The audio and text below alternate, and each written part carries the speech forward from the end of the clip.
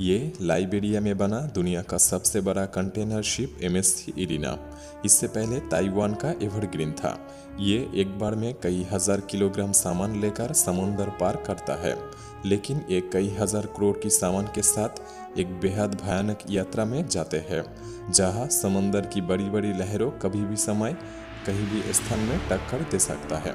दुनिया में अब तक की सबसे बड़ी लहरों लिटुआ बे की, जो लगभग 1720 फीट ऊंची, न्यूयॉर्क के फ्रीडम टावर जितनी ऊंची है, जो किसी भी जहाज को 2 हिस्सों में तोड़ सकता है। लेकिन साइंटिस्ट की टीम अब सतर्क हो गया है। इन बड़े जहाज़ों को उबड़ खबड़ समुद्र में भी स्थिर रहने में मदद करने के लिए कुछ टेक्नोलॉजी अब उपलब्ध है। इतना ही नहीं, कुछ इंजीनियर की बनाई हुई जहाज डेंजरस लहरों में भी अपना रास्ता खुद बना सकता है। तो आज की वीडियो में हम आपको दिखाएंगे कि ये कठोर लहरों से कैसे बचते हैं, और दिखाएंगे कुछ ऐसी टेक्नोलॉजी जो जहाज को डूबा नहीं सकता।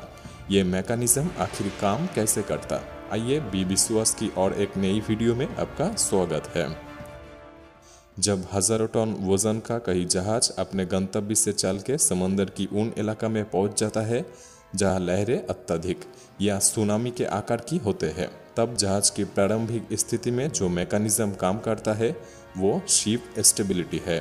प्रतिकूल परिस्थितियों में जीवित रहने के लिए निर्मित सभी जहाज़ों में एक शिप स्टेबिलिटी सिस्टम होते हैं, जिसके कारण जहाज चलते समय अपना संतुलन बनाए रख सकता है, और यदि जहाज लहरों या हवा से हिल जाता है या पलट जाता है तो ये अपने पिछले सीधे स्थिति में वापस आ सकता है। इसके पीछे जहाज का यू या भी आकार की डिज़ाइन एक बड़ी क्षेत्रों के रूप में काम करता है और जहाज की गतियों को बढ़ाता है, जिससे इसे शांत पानी या लहरों दोनों में स्थित रहने में मदद मिलती है। इसका मैकेनिज्म मूल रूप से centre of gravity and Meta centre of ship पर निर्भर करता है। जहाज की स्थिरता बनाए रखने के लिए कई उपकरण का उपयोग किया जाता है, जिसमें बिल स्किल शामिल है। बिल स्किल एक पंख या पंख जैसी आकृति होते हैं जो स्थिर रहता है और इसे जहाज की हुल की साइड में थोड़ा नीचे इंस्टॉल किया जाता। बिल स्किल एक नॉटिकल डिवाइस है जो जहाज को एक तरफ से दूसरी तरफ पलट देने की प्रवृत्ति को कम करता है। बिल स्किल जोड़े में लगाया जाता, यानी प्रति साइड में एक। इससे जहाज की स्थिरता का प्रभाव बढ़ जाता है और ये तेजी से आगे बढ़ता है। इसके बाद और एक stability device anti rolling tank, जो एक टैंक है और ये जहाज की स्थिति को बनाए रखने में मदद करते हैं। मान लीजिए कि समुद्र की लहरें आते हैं और जहाज को टकराते हैं, तो निश्चित रूप से जहाज लेफ्ट से राइट हिलेगा।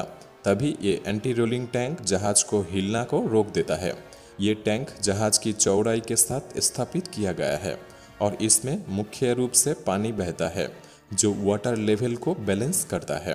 एग्जाम्पल के तौर पर जब जहाज बाएं या दाएं झुकता है तो ये डिवाइस जहाज को बैलेंस करने के लिए अधिक पानी वाले किनारे से पानी को अपोजिट दिशा में मोड़ देते हैं। इससे दोनों तरफ पानी का संतुलन बनाए रहता है और लहरें से टकराने के बाद भी जहाज स्थिर रहता है। ये एंटी रोलिंग सिस्टम एक्टिव और पैसिव 2 प्रकार की होते हैं। एक्टिव प्रक्रिया में पंप का इस्तेमाल करके पानी को इधर उधर ले जाया जाते, और पैसिव प्रक्रिया एक विशेष मैकेनिज्म सिस्टम के साथ होते हैं जब जल प्रवाह अपने आप ही होते हैं, जो एक जटिल प्रक्रिया। और अगला स्टेबिलिटी सिस्टम चलने वाला या एक्टिव फिन स्टेबिलाईजर, जो एक पंख के आकार का डिवाइस है। ये जहाज को टेढ़ा चलने समय या मुड़ते समय अत्यधिक घूर्णन को रोकता है। फिन स्टेबिलाईजर जहाज के हुल के नीचे या बिल स्किल के ठीक ऊपर स्थापित किया जाता है। ये गतिशील फिन को जायरोस्कोपिक सिस्टम द्वारा नियंत्रित किया जाता है। जब जहाज मुड़ता है या झुकता है तो जहाज का संवेदनशील जायरो सिस्टम इलेक्ट्रोहाइड्रोलिक्स के रूप में अन्य एक्टिव सिस्टम को सिग्नल भेजता है, और यह सिग्नल मिलते ही एंटी रोलिंग टैंक और अलग सिस्टम भी तेजी से काम करना शुरू कर देते हैं। साथ ही यह फिन स्टेबिलाईजर जहाज की गति या दिशा ठीक करने के लिए चालित रूप से अपना एंगल परिवर्तन करता है और जहाज को सही दिशा दिखाता है। लेकिन यदि कहीं जहाज 10 नॉट्स या लगभग 19 किलोमीटर प्रति घंटा स्पीड से यात्रा कर रहा है, इस समय एक्टिव फिन काम नहीं करता। लेकिन स्वाभाविक रूप से कप्तान भारी तूफान या लहरों में जहाज को धीमा कर देता है, तो उस समय ये बहुत प्रभावी है। और जहाज में एक एंटी हीलिंग सिस्टम भी है, जो एक एंगल कंट्रोल सिस्टम, जो जहाज को लोड या अनलोड करते समय जहाज को स्टेबल रखने में मदद करता है। और ये एंटी हीलिंग सिस्टम स्वचालित रूप से जहाज की हीलिंग कोण का पता लगाता है और इसे सीधा रखता है। इसके कारण किस तरफ भारी माल या किस तरफ हल्का माल, इस बात की परवाह के बिना जहाज को आगे बढ़ने की अनुमति मिलते हैं और इससे समुद्र पोर्ट का समय भी बचते हैं। ये सिस्टम भी पहले की एंटी रोलिंग सिस्टम जैसा ही है। इस सिस्टम में बैलास्ट टैंकों, पाइपलाइन, एक्टिव वाल्व और कंट्रोल सिस्टम के माध्यम से एक दूसरे से जुड़े होते हैं। जब जहाज किसी भी दिशा में झुकता है तो हीलिंग सेंसर जहाज के कोण को जहाज के दाहिने या बाएं मोड़ने के लिए मास्टर कंट्रोल पैनल को एक सिग्नल भेजता है और फिर उस पहली सिस्टम की तरह पानी जहाज की दूसरी तरफ से स्थानांतरित होता है, जो जहाज को खड़ा कर देते हैं। इस सिस्टम को दो तरह से संचालित किया जा सकता है, एक एयर प्रेशर सिस्टम और दूसरी मोटर या वाटर पंप सिस्टम। और इन एंटी हीलिंग सिस्टम को दो प्रकार से चलाया जा सकता है, ऑटोमेटिकली एंड मैनुअली। इसलिए जहाज की स्टेबिलिटी सिस्टम संतुलन बिंदु से प्रभावित होते हैं, जो जहाज की स्थिरता की डिग्री निर्धारित करते हैं। यही कारण है कि हमेशा जहाज की बैलेंस पॉइंट क्रू मेंबर द्वारा विचार किया जाए, क्योंकि अधिकांश समय खराब मौसम की स्थिर जैसे कोहरा, तेज हवा, बर्फ का प्रभाव और समुद्र तूफान जहाज के लिए खतरा पैदा करते हैं और इनके पीछे मुख्य रूप से यांत्रिक त्रुटियां और मानवीय त्रुटियां जिम्मेदार है। मेरीन टाइम इंजरी गाइड के अनुसार US coast guard and US department of transportation से पता चलता है कि 2005 से 2023 के बीच बड़े क्रूज जहाज से लगभग 448 दुर्घटनाएं हुई।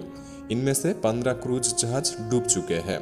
हालांकि आज की हाई टेक्नोलॉजी के युग में जहाज के मलबे की खोज और बचाव कार्यों के लिए एक प्रकार विशेष बोट का उपयोग किया जा रहा है, जो समुद्री दुर्घटनाओं के पीड़ितों को सहायता प्रदान करते हैं, क्योंकि इन बचाव प्रयास के दौरान चरम मौसम की स्थिति और ऊंची समुद्र लहरें बचाव दल की कड़ियों में बाधा डाल सकते हैं और संभावित रूप से जहाज को डुबा सकते हैं। इसलिए इस चुनौती से बचने के लिए दुनिया भर के इंजीनियर ने सेल्फ राइटिंग बोट की इन्वेंशन के साथ बचाव जहाज तैयार की है, जो 180 डिग्री पलटने पर भी अपने मूल स्थिति में लौट की क्षमता रखते हैं। वे अपना दिशा स्वयं निर्धारित करने में सक्षम है और ये उच्च त्वरण प्राप्त कर सकते हैं, यानी गति बहुत। ये 6 से 10 मीटर की लहरों और हवा की लहरों जैसे चरम स्थितियों में काम करने की क्षमता रखते हैं। कई कंपनियों इन सेल्फ राइटिंग बोट का निर्माण करते हैं, जिनमें से एक यूनाइटेड किंगडम में स्थित royal national life boat institute यानी RNLI। In self writing boat को बनाने में कई महत्वपूर्ण सामग्रियां लगती है, जिनकी वजह से ये अपने आप ही अपनी स्थिति पर लौट सकते हैं। पहली सामग्रियों में जहाज का मूल डिजाइन शामिल है, जहां सभी भारी उपकरण या सामग्रियों के बजाय जहाज में हल्की सामग्री का उपयोग किया जाता है। दूसरा, क्रूज ऑपरेशनल और कंट्रोल एरिया, जो हल्की, मजबूत और हवादार होना चाहिए। इसके अलावा जहाज डूबने की स्थिति में पानी को प्रवेश करने से रोकने के लिए क्रूज एक्सेस की प्रवेश द्वार वाटरप्रूफ होनी चाहिए। और सेल्फ राइटिंग जहाज के अंतरिक्ष भाग में पानी को प्रवेश करने से रोकने के लिए एक पेंडुलम सिस्टम भी है। जब ऑपरेशन के दौरान सेल्फ राइटिंग बोट झुकता है या हिल जाता है तो सभी खुली स्थान स्वचालित रूप से बंद हो जाते हैं और पानी को जहाज में प्रवेश करने से रोकते हैं। इन भागों को विशेष मैकेनिज्म में डिजाइन किया गया है ताकि वे ऑटोमेटिक पैसिव सिस्टम में काम कर सके। किसी इलेक्ट्रिक सिस्टम की आवश्यकता नहीं है। और इन सेल्फ राइटिंग बोट में एक ऑनबोर्ड सिस्टम भी होता है।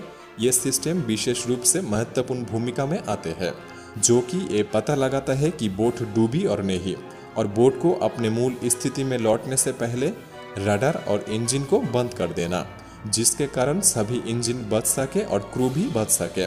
इसमें सवार क्रू मेंबर बहुत बहादुर होते हैं और सुरक्षा के साथ सभी कदम उठाते हैं, इसलिए उन्हें खतरा का कोई संभावना नहीं रहता और इस तरह वे जीवित रहते हैं। आशा है कि वीडियो आपको पसंद होगा। आप मुझे कमेंट में बता सकते हैं कि आपको कैसा लगा। अगर आपको ये वीडियो पसंद आए तो आप चैनल को सब्सक्राइब कर सकते हैं। तो मिलते हैं कई एक नई एपिसोड में। धन्यवाद।